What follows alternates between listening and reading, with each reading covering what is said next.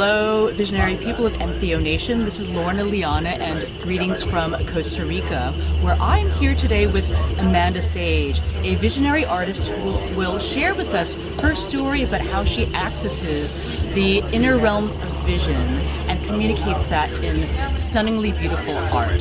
So thank you so much for joining us today, Amanda. I would love to hear more about your story of how you actually became a visionary artist and where your visions come from.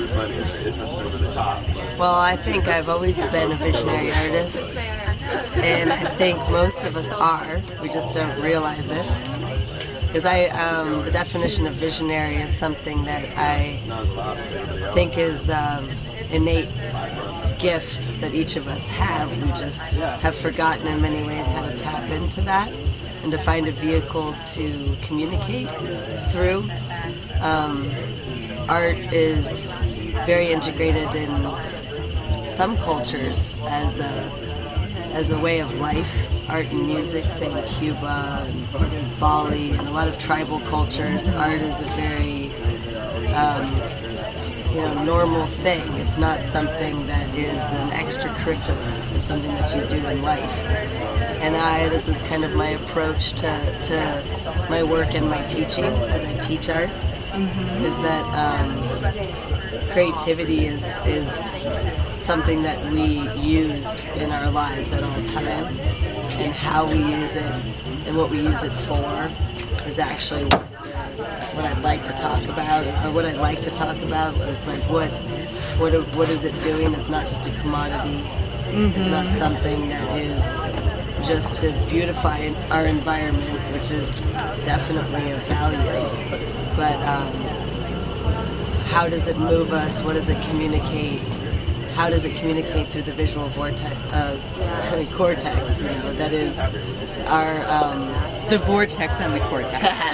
How the vortex communicates with the cortex. That works, but yeah, there's a language that transcends our languages, that we use to speak, that actually creates a lot of separation. And I find that the visual language creates more unification.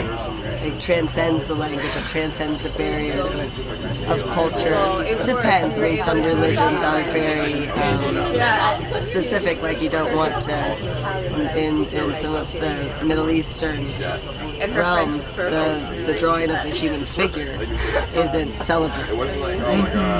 But, and this is where I find that visionary art, or what is known now in this movement of visionary art, is something that is trying to transcend those boundaries of using various symbols and cross-cultural reference to kind of connect the world and to open the world and remind us in a contemporary way that we are a world family.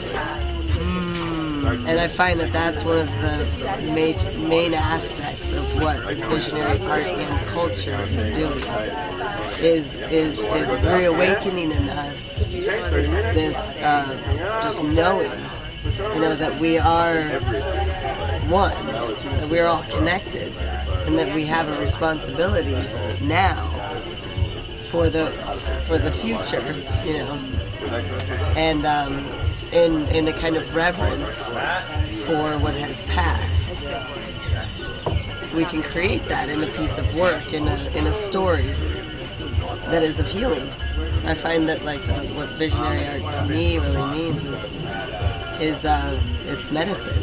It's something that is very much a prayer for the future. It's like I see something and I'm creating something that I want to see in the future. But sometimes, everybody has a different access, right? If you talk with different people that would maybe be considered visionary artists, everyone has a different access point. To the realm of visions? Yeah. Or what does that mean? Where do your visions come from? Well, this is really interesting because you did mention just a little bit earlier that it's something that we all have access to. So I would love to understand, really what that means. So when I look at your art and I see just these, landscapes or these, these visionscapes that you create, and are you mostly working in the genre of painting, or do you do some like digital? No, I am mostly a painter. I am starting to branch more into the digital in some ways through my clothing design and fashion company, but really, primarily, I'm a painter. And with how one accesses, like that anyone can access this vision realm. I mean, what do we do every night when we go to sleep? We dream. Some people don't remember their dreams. Yeah, right? yeah. And I think it's hard for a lot of people to and remember dreams. some people are not visual too. Some people are very acoustic. Some people don't see things when they're even in a guided meditation, or they don't have a visual story. But then some of those people are some of the greatest artists. Because they're seeking that vision, and they find a tool through using the vehicle of a brush or a pencil or a Wacom tablet, where they can access this kind of vision realm. It's about becoming a channel. I mean, this is where I think the interpretation of what visionary art is. I think in a lot of ways it's very much a channeling that people are doing, that are kind of tapping into a collective consciousness, and it's a part of a desire mixed in with a collective desire to create greater understanding and harmony in the world. I find that a lot of visionary art is more uplifting and positive, rather than like heavy and negative. But it's a part of a much greater circle, a much greater genre, I would say, in the art world, that stems from, say, the surrealist movement, and that comes from the greats of the past that have merged poetry and myth, spirituality, religion, all of these things together to create a conversation, and sometimes art can be very provoking. And that's one of the vehicles that a lot of change, even politically, can be initiated. So would you say that the visionary art movement is actually something that has dated back for decades, if not centuries? Millennia, okay. I would say. Yeah, so when I think of visionary art, I think of, artists like you and Mariela de la Paz and Alex Gray and Android Jones. But if it dates back to millennia, then, what would be some of the older genres that would fall into your definition of visionary art? So we have surrealists, we have Salvador Dali, we have Magritte, for example. I love his art. But even going further, like what would you say would be some of the defining characteristics that would lead you to include some of the older genres of art? Well, Hieronymus Bosch, who was one of the early Renaissance painters from the German kind of like area. And he was the one that was the first to paint these hyper-realistic kind of paintings of heaven and hell, right? And the Garden of Earthly Delights is one of his most fantastic works, and they're preserved immaculately. But he painted things and creatures and angels and people, half, morphed into, they were just outlandish things, and I think he was one of the first ones that painted these things. And I would imagine he was probably celebrated as some sort of a sorcerer almost, because he was creating something that there were maybe stories about, but that nobody had seen in that way, right? So he was able to pull that vision or that something from the unseen realm into this seen realm, right? And then going even further back, say Alex Grabe has in his presentations, he dates it all the way back to the cave paintings. And there are some works that are depicting almost like a shape-shifting kind of mythological character with horns and, you know, wings and various, you know, thing. Like, could a creature like that have existed, or was this something that was derived from a visionary state, which may have been, you know, provoked through the ingestion of various fungi or plants, you know, which tribal cultures have used to evoke visions and also journey into realms where they would find answers and ask questions to help their tribe, you know, and to seek wisdom. And so I think all of that is very interconnected. It's very related in some way.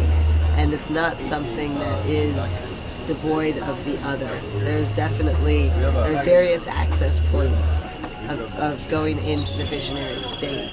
Some people just see it. I have some friends that have that sight, and as a child I also was very close to the ethereal world. I didn't really go to school until I was 9 years old. I was homeschooled, and I was kept very protected in a way. I didn't have much media influence, television, etc. And I associated people with colors.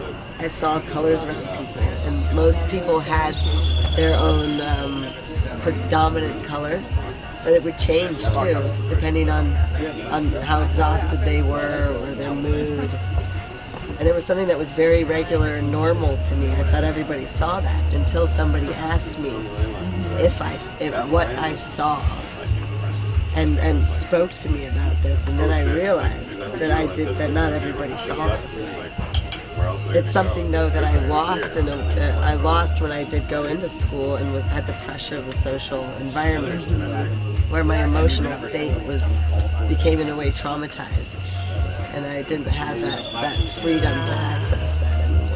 I think definitely social and cultural expectations and structures have that unfortunate effect of kind of stifling our original youthful connection to source, or to, you know, the unseen world. And, you know, we as adults can really lose that to the point where it can be very hard to access the visionary states or even remember your dreams. I can say that for myself, after being in the corporate world for almost 7 years, I felt like I stopped dreaming.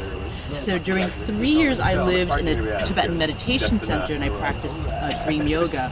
I had completely far out dreams with like flying and like lucid dreaming experiences and doing practices. And then when I left that and went into corporate, it was just kind of like my dream world just completely, you know, vanished. And so, you know, I would love, since you are always accessing, you know, these realms as an artist, you know, how would you, you know, guide us or advise us or help us understand like how we access these access points, you know, for those of us who may have forgotten or don't really know how to, like, how do we know if we're accessing this other world where these beautiful visions can come through and inspire us to lead better lives and, you know, be, you know, more and awaken? Well, I think you just have to give yourself the time and space. I think that's the primary issue here. I mean, because it's there. I mean, it's like, but at the same time, it's also like learning how to play an instrument. You have to practice to be able to let go. You have to really understand and know something to be able to let it become a part of your being. To be able to let this an extra limb be completely free. I mean, it's like a dancer or a musician. I mean, a painter is exactly the same, I would say. It's just the tools are a little bit different. So the training of becoming, of not fighting with your tool, of not fighting with like, oh, that squeaked, and that playing the flute there, where it's just fluid, where there's no hesitation, there's no fear, and I feel that no fear is attained once you've practiced so much you don't even think about it anymore. It's the thinking part that we have to let go of, right? And there's a certain amount of that thinking, though, that we need to train ourselves to do something many times. I mean, some people are just immediate naturals, right? And they just let it flow. But a lot of times we have to get past that. We have to get past the analytical aspect. I mean, so with painting, I have absolutely no fear with painting that something is that whatever I'm going to make is going to turn into something else. If I want to, I can do that. And so that's why I have no hesitation getting up on a stage in front of thousands of people with absolutely no idea and a big canvas and just going at it. I have absolutely no fear about that because I know that whatever's going to come through is going to be what it is. I don't have any expectation, and it blows my mind every time. So to get past that expectation, I think, is the biggest block. And because painting and drawing is it's a solid thing. As soon as you make a mark, you put that into the universe. And it is there forever in some way, shape, and form. If there's no photo taken, if there's no record kept, and you burn it, okay, maybe that's gone. But when you make a mark, you're creating something. You're creating a new influence in this world, right? A painting of mine, I make a painting, I take a photograph, I put it up on the internet. It is on thousands and thousands of devices all over the world, hundreds of thousands of devices in seconds. And that takes on a life of its own. It takes on a meaning to people that inspires them to do this or do this, and they dream about it here. And through this medium of social media, I get these messages back from people with profound stories of how these images have influenced them. But I really think that it is about allowing oneself to let go, because what I end up doing is trusting the process. And there's an infinite amount of ways that I could go with each brushstroke. I know what a metric is. But I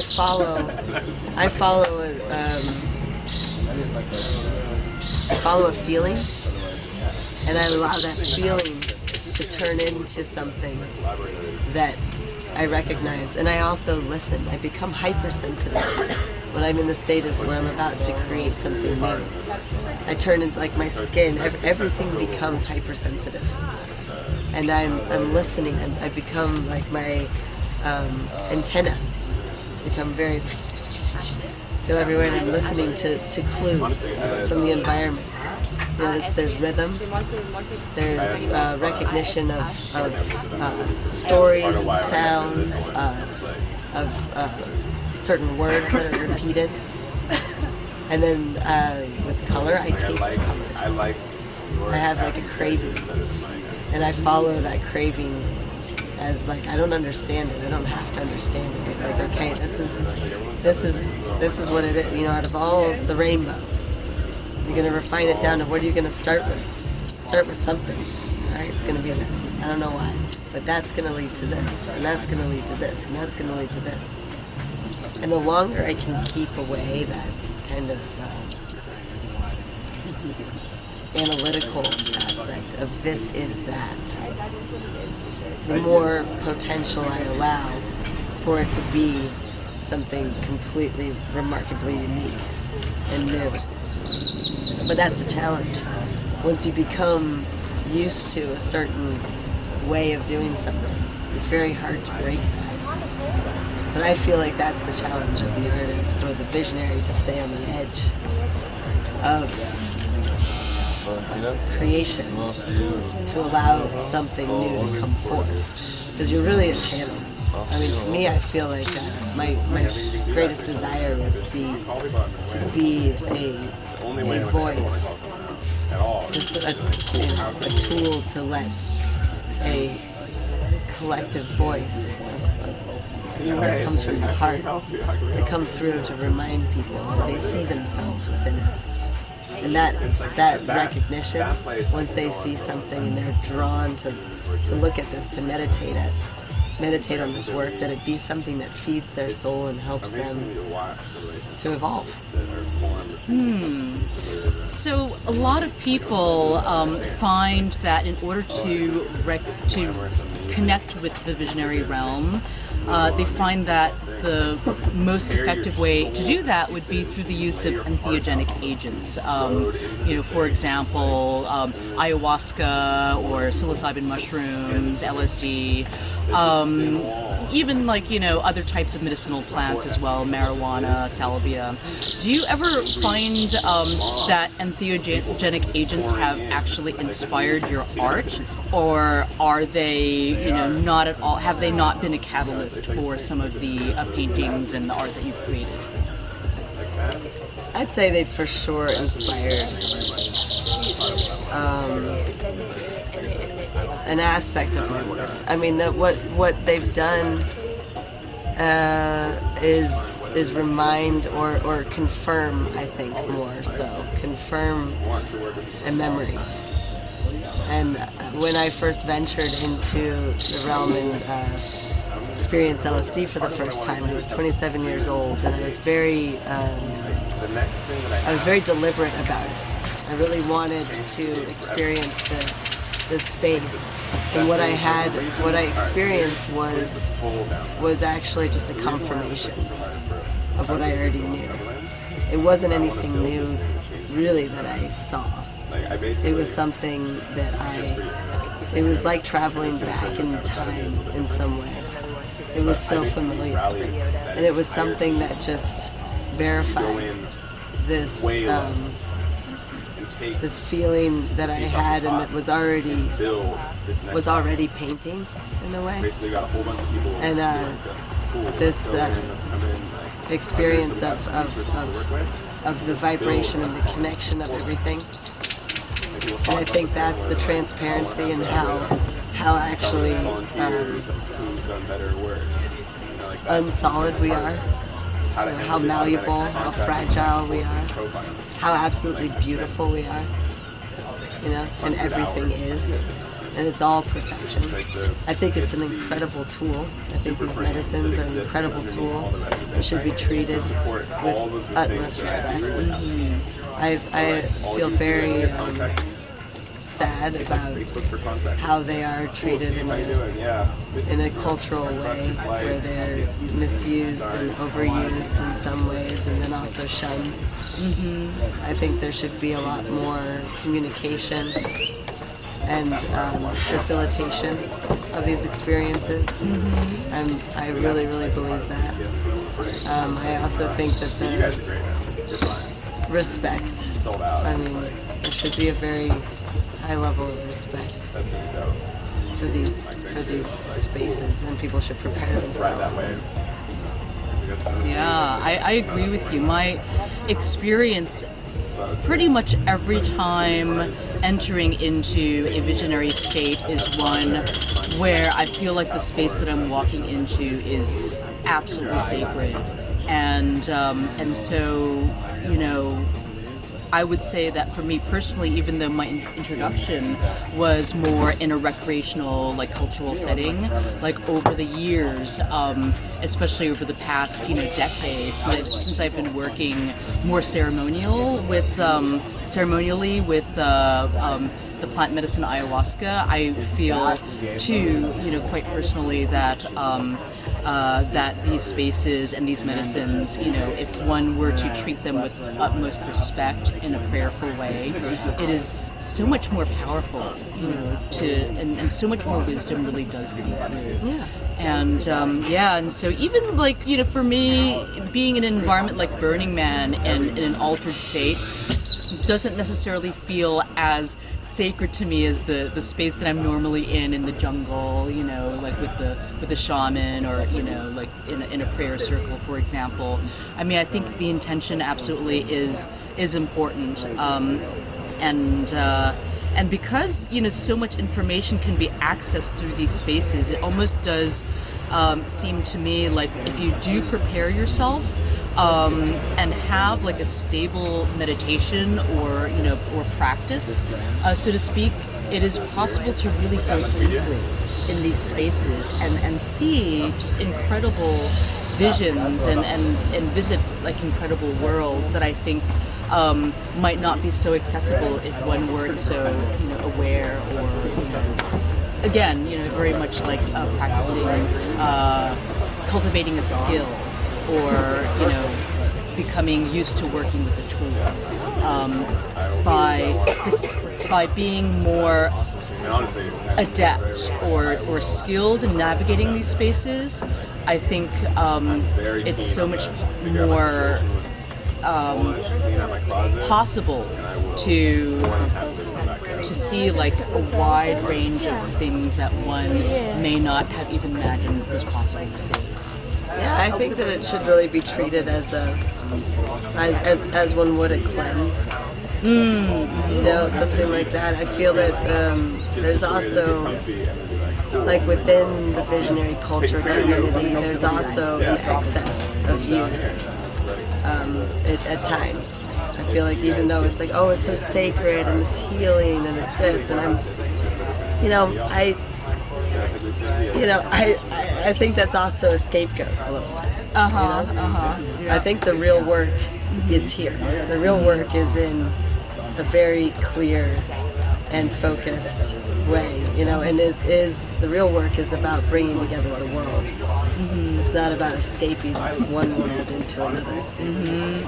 Yeah, or just like the relentless pursuit of visionary experiences, but then coming back to our waking life and not really doing much with the information. Exactly. We're blessed to receive. Have you found that your art has changed in any way whatsoever since you? It leaves a lot open for interpretation at times, because some of my pieces are created out of a space of little, I guess, story from the beginning. Like a story unfolds. There are a lot of messengers in my paintings, like figures that are kind of like almost like a shamanic kind of character, like a spirit guide. Yeah, like spirit guides. Or also creating a kind of there's a lot of symmetry. Say in the last 6 years or so of my work, there's a lot of symmetry created within the oval, within the egg. An egg is not an oval; it's an organic form,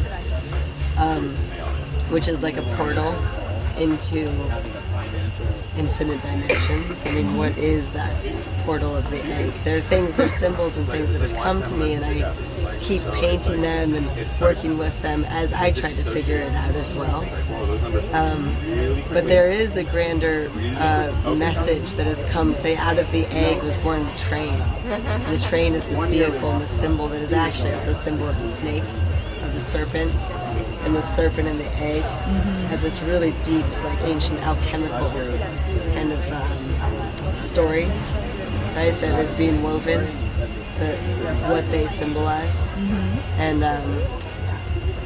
I see the potential of where we could be going in the world, and what is happening now through the connection of the internet, and how immediate it is in many ways that we take charge here on this planet and start to change the ways that we are interacting with our environment.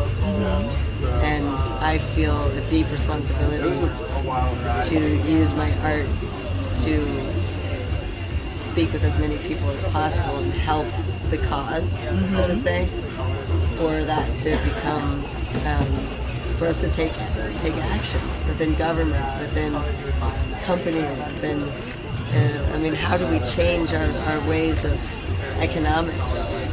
There's so many things that need shifting from the top down in many ways. So what would you say the cause is? Well, you mentioned that your art has a way of so a lot of what motivates you through your art is for the cause. Okay. For the cause. So what is the cause? So I think the cause is a shifting of consciousness of what is important. and what are we committed to, right? So I feel that there's a lot of things that we're committed to just because we think we need to be, right? Because we were born into that. We're genetically trained, we're socially trained, right? There's a very small sliver of our actual daily awareness that is focused on the future. Most of us are driven by our genetics and are driven by things that we're carrying from our ancestors and from our past. And how can we create environments and spaces that are going to help us move, into the future? You can't just stop doing everything that we've been doing. That doesn't make sense either. You can just stop using oil. You can't just stop doing, mining, say, for the things that create all this electronic stuff that is connecting us. How is all this stuff being mined? How is that actually happening? These incredible devices that are connecting us, and we're all in this visionary culture. Everybody has a device, right? If they have the funds for it. Where is that actually coming from? Who's making it? Who's making it? And what are the conditions like for those workers who created your iPhone, for example? And what does the Earth look like from what is the depletion, and what are the people that are actually mining these things? How are they being affected?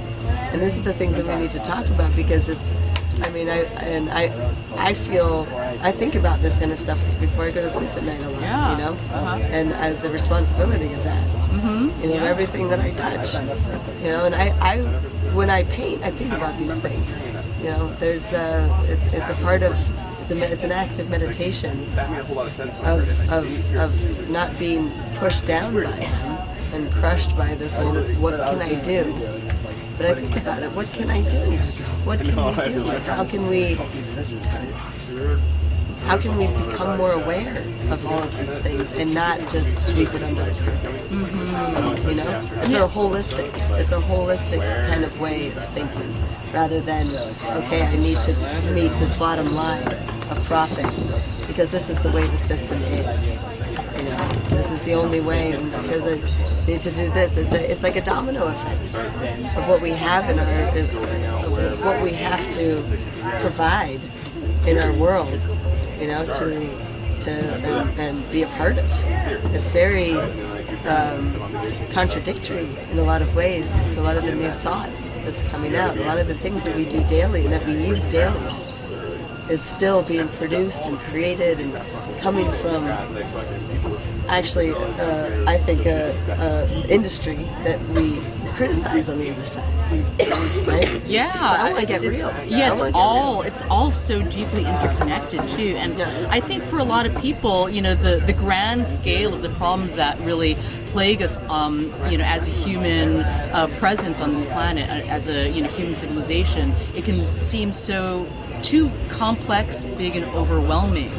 And one of the biggest challenges, I think, especially for people in the visionary, in visionary culture, for example, is the dichotomy between that visionary experience of, oh my gosh, all of a sudden becoming open and receiving just information on how we can be more evolved and be wiser beings and more compassionate, and then coming out of the visionary experience and just looking at the world around you and not knowing where to begin. Yeah, exactly. And then that can create a lot of inaction. So I'm curious to know, Amanda, how would you, as a visionary artist, advise people to deal with that? Because I've been in many times in scenarios where I go into a visionary space and I feel all inspired to make changes in my life and to do things a different way, and then the next day, as I'm going about my daily life and my own patterns are kind of resetting back in, it almost seems like the inspiration that I received the day before,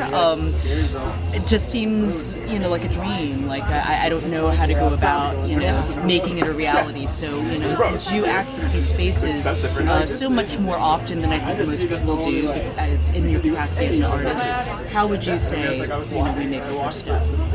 Well, I access these spaces by picking up my